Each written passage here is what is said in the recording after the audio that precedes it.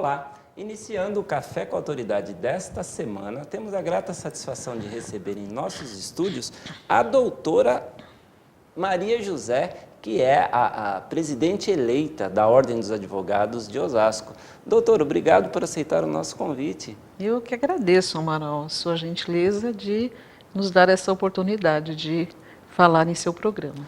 Doutor, o intuito do nosso programa, da nossa abordagem junto aos nossos telespectadores, é trazer a eles um pouquinho a oportunidade de conhecer sobre a sua pessoa. Me fala um pouquinho, de onde vem a doutora Maria José, quais são as formações, fala aí. Então, Amaral, eu sou professora de Direito Tributário, sou advogada, também atuo na área tributária. Minha formação, eu me formei na Unifiel, na graduação, e depois eu fiz o mestrado em Direito Tributário na PUC de São Paulo. E leciono Direito Tributário e Direito Financeiro há 28 anos. Eu sou casada com o professor Luiz Lipo. De Direito também? De Direito também. Nossa, os litígios pessoais lá devem ser bem informais, né? Bem. Temos um escritório de advocacia que funciona aqui em Osasco há 15 anos. Nosso escritório é especializado na área tributária. Nós temos também um terceiro sócio, que é o doutor Amaury Maciel, que foi delegado da Receita Federal. Nosso escritório funciona bem em frente à Receita Federal, na Rua Avelino Lopes, no centro de Osasco. Eu tenho 3 filhos. Meu filho mais novo tem 24 anos, é piloto. Minha filha do meio tem 26 anos, é atriz. Aliás, a formatura dela foi a semana passada. Parabéns. Foi lindo a formatura dela, uma formatura diferente, de artes cênicas. Ela apresentou uma peça e eu, mãe coruja, né? Obviamente, assisti, amei e dou parabéns aqui para minha filha linda, Ana Carolina Soares Bonetti. E o meu filho mais velho, o Diego, que também é advogado, para o meu prazer, pelo menos um, né? Seguiu a carreira da mãe.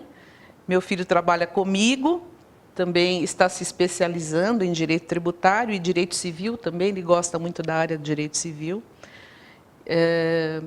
Moro em Osasco há muitos anos, né? Muitos anos. Não nasci em Osasco, eu sou nascida em Minas Gerais, São Sebastião do Paraíso, mas vim para Osasco pequenininha, com 4 anos e fiquei. Doutora, recentemente nós tivemos, haja visto que a senhora está ocupando, neste momento, a posição de presidente eleita da OAB.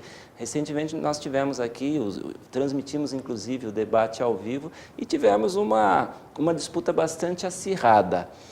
Haja visto a sua eleição e no dia 2 de janeiro, tomando posse, quais são os seus projetos para tanto? São tantos projetos, tantas coisas que a nossa equipe quer fazer na UAB de Osasco. O meu grupo é um grupo muito bom, Amaral. Eu fui eleita presidente, mas, obviamente, com uma equipe muito boa trabalhando para que esse grupo chegasse à UAB.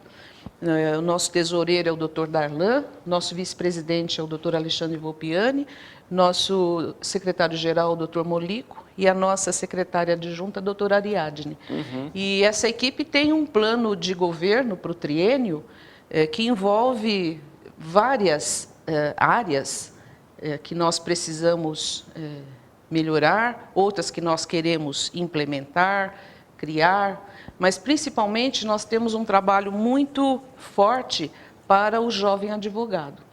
Então, o jovem advogado, nós entendemos que precisa de um apoio constante da UAB para que a classe seja valorizada, para que o profissional do direito, desde cedo, desde o início de carreira, já comece fazendo as coisas certas. Então, ele precisa da orientação da UAB, ele precisa do apoio constante da UAB, para que ele acerte sempre, porque a gente sabe, né, que as pessoas falam que o advogado, às vezes, não fazem, o cliente reclama, um advogado comete erros. Para a gente criar uma outra cultura, uma outra visão do profissional advogado, nós precisamos cuidar desse profissional desde cedo, para que ele seja valorizado, para que a carreira dele, desde o início, ele já tenha apoio para acertar os caminhos, para fazer a primeira audiência. Então, nós queremos dar um subsídio, uma assessoria, um subsídio, até mesmo nós chamamos de oficina para o jovem advogado. Porque uma coisa é a formação acadêmica, a teoria. Depois Exatamente. A prática é outra história. Exatamente, Amaral. Eles saem da faculdade com medo até, Sim. né? Com medo de enfrentar a primeira audiência, de enfrentar a primeira petição que vão fazer, de fazer o primeiro contrato de honorários. Eles saem com medo mesmo.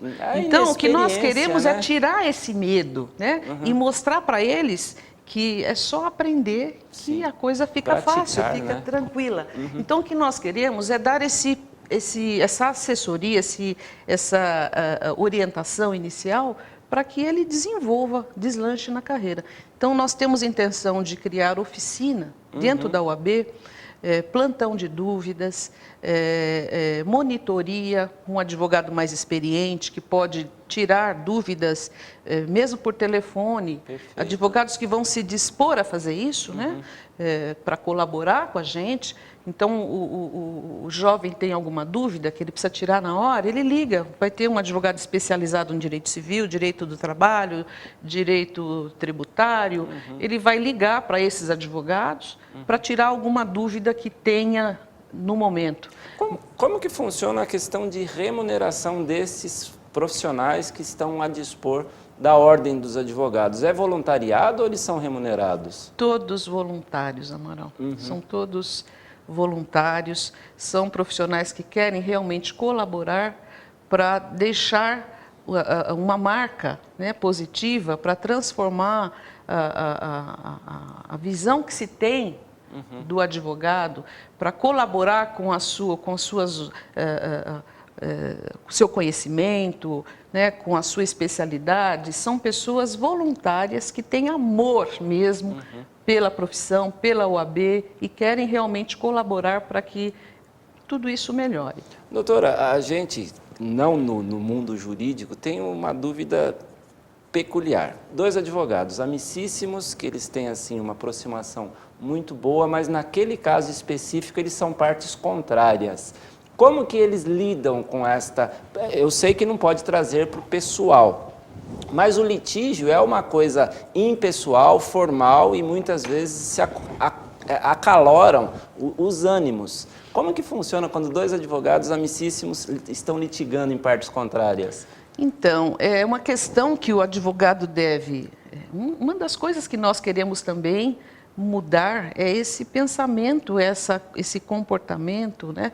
Essa relação de antagonismo, porque não existe isso. Os dois advogados estão trabalhando, estão exercendo a sua profissão, estão defendendo a lei, defendendo os direitos dos seus clientes, e o que não pode é tornar aquilo pessoal. Né? Então é preciso afastar o pessoal do profissional. Nós somos todos colegas, Sim. Somos todos, muitas vezes, amigos, que nós temos muitos amigos, às vezes encontramos mesmo do outro lado um grande amigo. E isso, Amaral, posso dizer para você, só facilita as coisas. Perfeito. Né? E não pode, de certa forma, influenciar num julgamento também. Haja visto que, de repente, um dos advogados das partes é muito próximo de quem está julgando o caso. O juiz, nessa situação, ele não pode ser imparcial numa situação, né? Eu acho que, inclusive, o símbolo da justiça, aquela, eu não sei o nome daquela estátua, mas com as vendas nos olhos, com a espada e com a balança.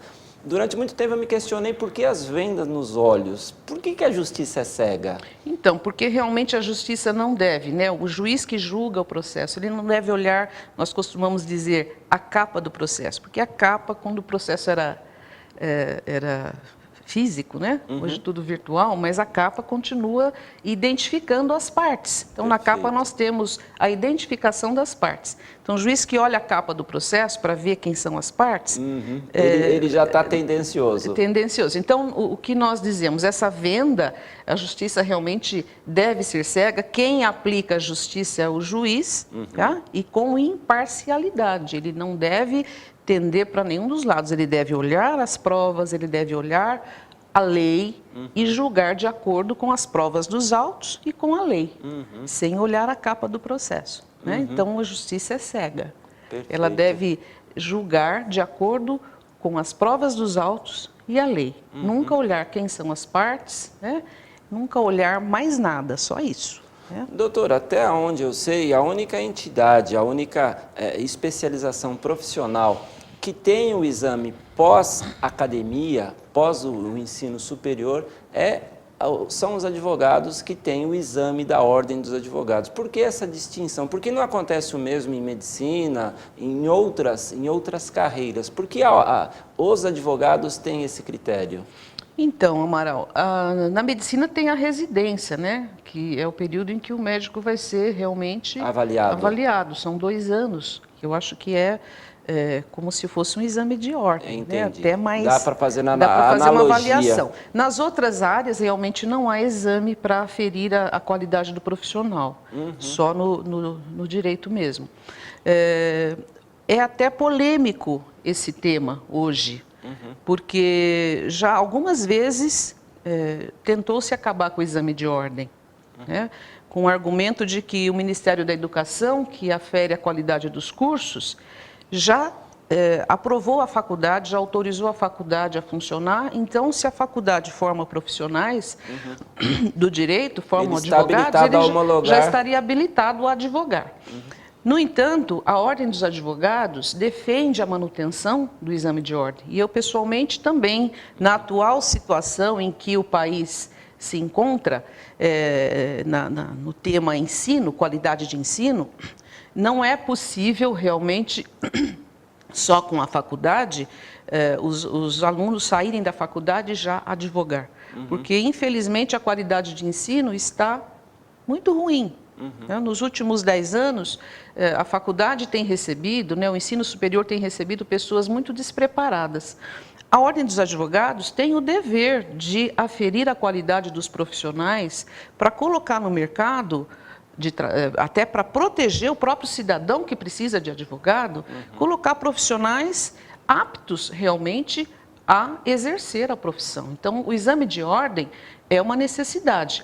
As outras áreas, na minha opinião, enquanto o ensino está nessa situação precária, eu acho que deveriam adotar o mesmo critério. Porque toda profissão que, ao ser exercida, oferece algum tipo de risco ao patrimônio, à vida, à saúde das pessoas que vão se servir daquele profissional, que vão usar aquela prestação de serviço, no meu entender, deveria passar por um exame de capacitação, um exame para verificação da capacidade profissional. O engenheiro que constrói prédios, né, que coloca em risco a própria vida. Até o contador, né, que lida com o patrimônio da empresa, das pessoas, dos seus clientes, né?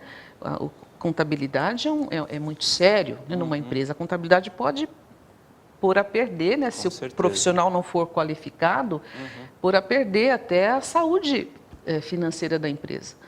Então, eu acho que as outras áreas é que deviam adotar o exame de qualificação, enquanto, pelo menos, o país está passando por essa dificuldade na aferição, na qualidade do ensino superior. E por falar em dificuldades do país, a gente tinha, e isto mudou, a sensação de que a justiça ela era muito morosa. Havia casos em que esse processo vai durar 8 anos, 10 anos. E houve uma catalisação, um processo que acelerou bem recentemente e as coisas estão fluindo com mais rapidez. O que foi essa mudança propriamente dito? Olha, não está assim tão rápido, né? Com a entrada dos processos eletrônicos, com a entrada da informática, né, no mundo processual, ajudou bastante, acelerou bastante. Fluiu bastante processos bastante, antigos. mas ainda temos muita morosidade quando vai para a segunda instância, né? Porque a maioria dos processos, por isso que muitos juízes gostam, e eu acho que é viável, tentativa de acordo, né? A conciliação das partes na primeira instância, e também adotou-se esse mesmo critério na segunda instância. Quando o processo chega na segunda instância, sempre há tentativa de conciliação novamente, que ajuda a acelerar, né, as coisas, a tirar o processo da frente. Então, a conciliação é muito viável, muito bom, né? Isso também ajudou, mas ainda temos uma morosidade acentuada. Doutora, é notório que o objetivo deste programa seria falarmos propriamente dito da sua posse, que acontecerá, mas porque ela ainda não aconteceu, me permita tirar algumas dúvidas jurídicas, e acredito que seja dúvidas também dos nossos telespectadores. Haja visto a sua formação, o seu conhecimento, estamos vivendo, no momento, uma coisa que nos deixa um pouco confusos e inseguros. Me explica o que é primeira instância, segunda instância, terceira instância, cumprir pena após a segunda instância ou não, que é um tema que está aí fervilhando, pipocando nas mídias, e a gente fica um pouco perdido. Primeira, segunda e terceira instância. Então, Amaral, a primeira instância, na área do direito civil, né? A primeira instância, a pessoa provoca, né, tem um problema, entra com uma ação para questionar a parte contrária, a petição inicial, dá abertura ao processo judicial. Com a petição inicial, nós temos um juiz singular, né, que vai dar a sentença. Um juiz singular uma pessoa. Um único juiz, Okay. uma pessoa. Esse juiz singular dá uma sentença, essa sentença cabe recurso. A parte que sucumbiu, que perdeu, ela tem direito a recorrer à segunda instância. A segunda instância, sempre nós teremos um colegiado de juízes, né? 3, 5, sempre em número ímpar, dependendo da situação, né? Até o Supremo tem o pleno do Supremo, né? São 11 ministros, então sempre em número ímpar para não dar empate. Né? Doutora, conhecimento de causa, vias de regra. Normalmente, em segunda instância, é mantida a determinação de primeira instância? Assim, bem genérica, ou não dá para ter essa estatística? Normalmente é mantida, normalmente se tem um maior número de reformação de sentença? Vamos dizer assim, se o juiz singular fez uma boa análise das provas, se fez um bom trabalho, dificilmente, via de regra, se mantém a sentença, porque o juiz singular fez um trabalho exímio, é difícil mudar quando uma sentença, né, o juiz prestou atenção nas provas, deu amplo direito de defesa, né, cumpriu, né, a Constituição. Os ritos, de maneira geral. Exato. Então, pouca chance de mudança. Tá? Agora, se o juiz singular não fez um bom trabalho, se não apreciou direito às provas, enfim, é possível reverter. Então, em segunda instância, a gente consegue reverter quando não há essa... Então, veja se eu entendi corretamente. Quando se recorre por uma segunda instância, não está propriamente dito questionando o caso, o fato em si. Está questionando a decisão do juiz de primeira instância? É isso? A sentença de primeira instância. Então o recurso... Que o juiz de primeira instância aprecia as provas. Tá? O tribunal não aprecia as provas. Que as provas são apreciadas pelo juiz de primeira instância. Então não está mais litigando o mérito da questão na segunda instância? Pode sim. A gente pode questionar o mérito, pode questionar a forma processual, alguma formalidade que não foi respeitada, tá?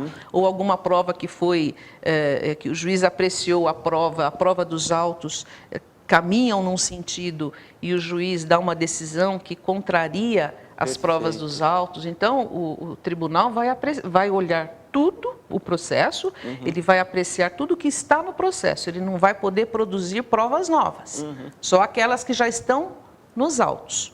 Tá? Então, ele vai verificar se o ritual foi obedecido, o rito processual todo foi obedecido, se as provas dos autos e a sentença a sentença é coerente, né, com a prova dos autos, se está tudo correto. Né? Então, o tribunal não vai poder produzir provas. Né? A produção de provas, quem aprecia prova testemunhal, quem vai ouvir testemunha, né? Quem vai pedir uma prova pericial e vai avaliar, né, a prova pericial, é o juiz de primeira instância. Ele que pede a prova pericial, autoriza a prova pericial, que ouve as testemunhas. E isso tudo vai para o processo. Na segunda instância, os desembargadores, né, que o juiz de primeira instância é juiz, na segunda instância é desembargador. Os desembargadores vão apreciar o que está no processo. Ele não vai poder produzir novas provas.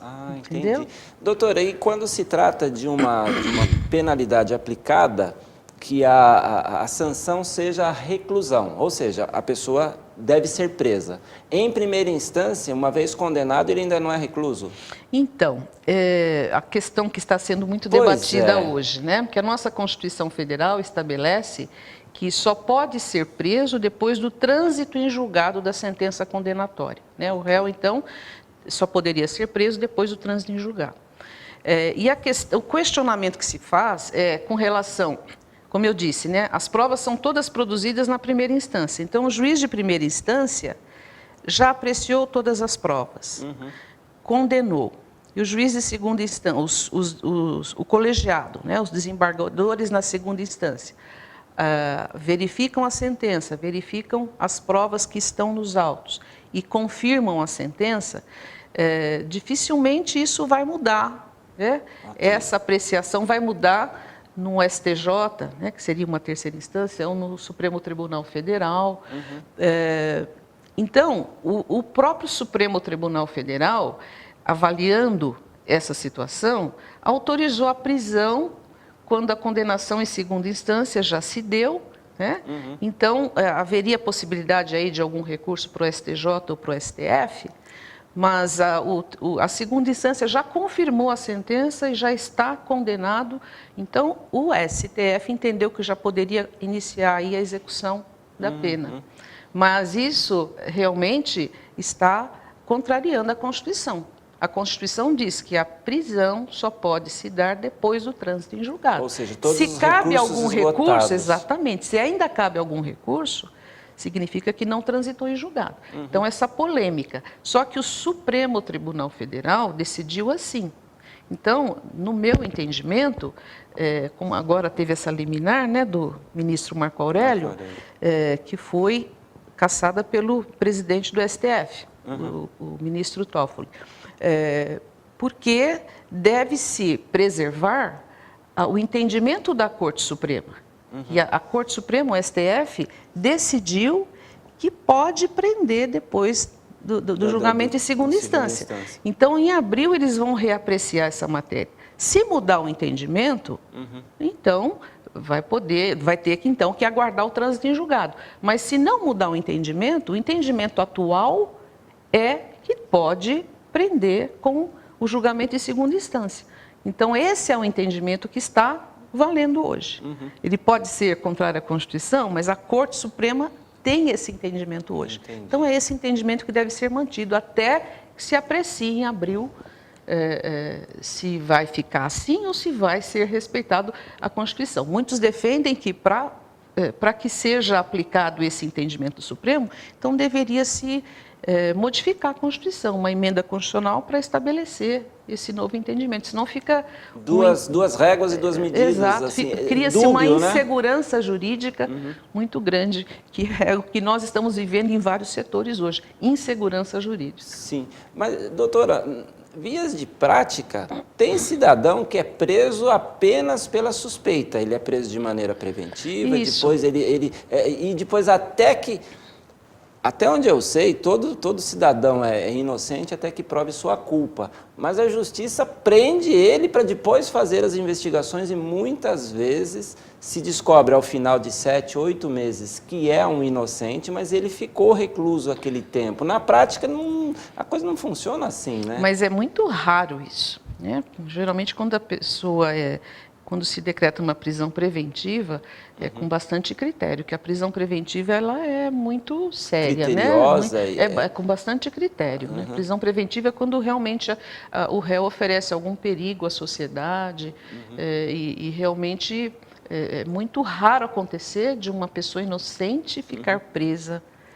E eu estou aqui tirando proveito do seu cabidal de informação, trazendo... Inclusive, doutor, até te peço desculpas, porque a sua especialização é tributária e nós trouxemos esse tema porque realmente está interferindo diretamente no nosso cotidiano. Temos muitas dúvidas a esse respeito, se o ex-presidente pode ser solto ou não pode ser solto, mas a senhora já deu os esclarecimentos aqui, a liminar foi derrubada, então... Até abril, nada muda. Vamos reapreciar o mérito. Então, até abril, a gente espera que nada mude. Inclusive, uma informação que me deixou bastante chocado, em havendo esta deliberação, além do ex-presidente, mais 160 mil detentos ou pessoas teriam esse benefício também. Quer Exatamente, pessoas que estão cumprindo pena com a condenação em segunda instância. Já foram condenadas em segunda instância e estão já cumprindo a pena. Então, nós correríamos, sim, o risco de termos reinserido sem... eu não vou fazer aqui o mérito sequer do ex-presidente, não é minha função dizer se é culpado ou inocente, mas a lei está aí para ser cumprida desta forma.